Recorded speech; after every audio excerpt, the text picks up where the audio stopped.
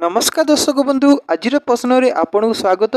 आज प्रथम प्रश्न अच्छी विश्वर एमिति केउ फल जहाँ खाइले सबुठारु अधिक आयरन मिलता है।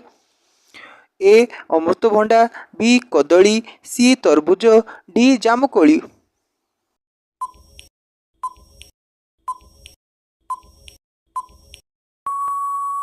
यार सठिक उत्तर होची बी कदली। कदली फल को खाइले सबुठारु अधिक आयरन मिले। भारतर केउं राज्य रे सबुठारु अधिक इंग्राजी कही थांती? ए आसाम, बी बिहार, सी नागालैंड, डी गुजरात।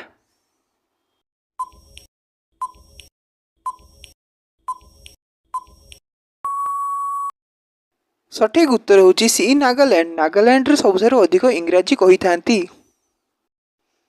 विश्वर एमिति केउं पक्षी जे विश्वर सबुठारु बड़ पक्षी अटे? ए हमिंग बर्ड, बी कैमेलिया, सी ओटो पक्षी, डी फ्लामिंगो।